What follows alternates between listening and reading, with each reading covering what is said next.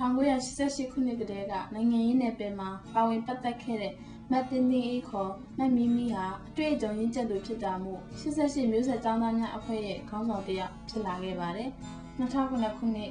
ဩဂုတ်လမှာဖြစ်ပွားခဲ့တဲ့လောင်စာဆီဈေးနှုန်းမြင့်တက်မှုအပေါ်ကန့်ကွက်တဲ့ဆန္ဒပြပွဲတွေအပြီးမှာစစ်အစိုးရကကိုမင်းကိုနိုင်အပါအဝင်ကျောင်းသားခေါင်းဆောင်တွေကိုဖမ်းဆီးထိန်းသိမ်းလိုက်တာမို့လို့ပြည်သူလူထုကိုဆက်လက်ဥဆောင်မဲ့ကျောင်းသားခေါင်းဆောင်အနည်းငယ်သာကျန်ခဲ့ပါတော့တယ်။အဲ့ဒီအခါမှာမမီမီအနေနဲ့ဥဆောင်မှုအခမ်းကဏ္ဍမှာနေဖို့လိုအပ်လာပြီလို့မြင်မိပါတယ်။ဒါကြောင့်ဩဂုတ်လ22ရက်နေ့မှာမမီမီနဲ့အတူ88မျိုးဆက်ကျောင်းသားများအဖွဲ့ကတခြားမျိုးသမီးတွေဟာလူ900ခန့်ရှိတဲ့အစုအဖွဲ့ကိုဥဆောင်ပြီးချီတက်ဆန္ဒပြခဲ့ကြပါတယ်။ကျွန်တော်တို့တာယာရီထောင်ရဲ့အခြေအနေအကျက်တဲ့ကာလပဲ။အဲ့တော့ကျွန်တော်ရဲ့ထောင်ပိုင်ကြီးဆိုတဲ့သူကလည်းအင်တာနက်ဆိုးတဲ့ထောင်ပိုင်ကြီးပါပဲ။အဲ့ဒါကြောင့်ကျွန်တော်တို့စီမှာ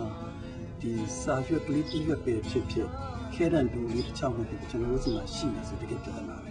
အဲ့လိုအကျက်တဲကြီးကာလာမျိုးမှာကျွန်တော်တို့ပုတ်လက်ကြီးတစ်ခုလုပ်ဖို့ရတယ်စိတ်ကူးရတယ်အဲ့ဒါနဲ့ပုတ်လက်တစ်ခုကကျွန်တော်တို့အများကြီးကျွန်တော်လုပ်ဖြစ်ကြတယ်အဲ့တော့ကျွန်တော်မှတ်မှတ်ရရဆိုလို့ရှိရင်မိမိရေးတဲ့ဒီဝတ္ထုလေးတစ်ခုအဲ့ဒါလေးကတော်တော်ပဲဟိုရင်းနေစရာကောင်းတယ်အဲ့တော့အဲ့ဒီဝတ္ထုတွေထဲမှာဘာလို့တွေ့လဲဆိုလို့ရှိရင်သူကသူ့မိသားစုဒုက္ခတွေကြီးနေတဲ့အကြောင်းကိုစဉ်းစားမိတယ်။သူ့မျိုးသားနဲ့သူနဲ့ကြားထဲကဒုက္ခတချို့ကိုစဉ်းစားမိတယ်။သူအစိုးရိမ်ဆုံးကအဲ့ဒီဒုက္ခတွေအောက်မှာနေခဲ့တဲ့သူသမီးလေးကိုတော်တော်စိုးရိမ်တယ်။အဲ့တော့ဒီသမီးလေးကိုသူတော်တော်ကိုစိတ်ချဖြစ်နေတယ်။အဲ့တော့သူ့ကိုထောင်ဝင်စာလာတဲ့အချိန်မှာသူဒီအကြောင်းလေးကိုဘယ်လိုပြောရပါဆိုတဲ့စဉ်းစားပြီးတော့မှသူစိတ်ကိုစိတ်ကနေပါတယ်။ဒါပေမဲ့သူဘယ်လောက်ကြီးပဲစိုးရိမ်နေလေသူဘယ်လောက်ကြီးပဲဒုက္ခကြီးနေလေအဲ့ဒီပုဂ္ဂိုလ်ရေးဒုက္ခတွေကိုဘေးပယ်ထားပြီးတော့မှတကယ်ဒီမိုကရေစီရရှိတဲ့နေ့ထိသူတက်တက်တာတိုက်ပွဲဝင်သွားပြီဆိုပြီးမှသူသမီးလေးကိုပြောပြနေတဲ့ရီတိုပုံသဏ္ဍာန်နဲ့သူရေးထားတာအဲ့တော့အဲ့ဒီဝတ္ထုလေးသိဖတ်လို့လည်းကောင်းတယ်ကျွန်တော်တို့ကျင်တယ်တအားဖြစ်တယ်ကောင်းဆောင်တဲ့ဖြစ်တဲ့ကိုမင်းကိုတိုင်းကိုကိုကြီးစားရှိတဲ့88မျိုးဆက်ကျောင်းသားခေါင်းဆောင်တွေအားလုံးဒီမှာ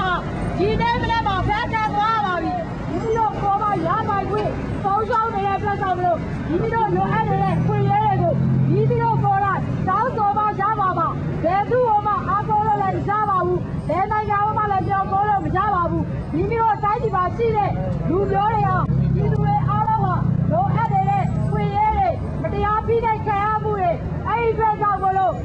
မလို့လိုအပ်တဲ့ခွင့်ရတွေအားလုံးကိုယ်ကိုယ်တိုင်တောင်းဆိုမှရပါပါကျတော့ဟာဘယ်တော့မှမတောက်ပါဘူးကြောက်ကြပြီးပြီးနဲ့ဒီလူတွေဆက်ရတယ်ဒီလူတွေရဲ့ဆုံးရှုံးတဲ့ခွင့်ရတွေဒီလူတွေရရှိတဲ့အတွက်ရရှိနိုင်တဲ့ဒီလူတွေရဲ့ရပိုင်ခွင့်တွေအားလုံးကိုကျမတို့ဆက်ဆဲသွားပြီးကျမတို့ထောင်ချသွားပါစေကျမတို့ဆက်ဆဲသွားပါစေကျမတို့ဒီလူရှေ့ရတယ်ဘာမှမမရက်ပြီးတော့ရေးကျဲဆိုပြီးတဲ့ဆန္ဒပြသွားမှာဖြစ်ပါရဲ့ဒီလူတွေ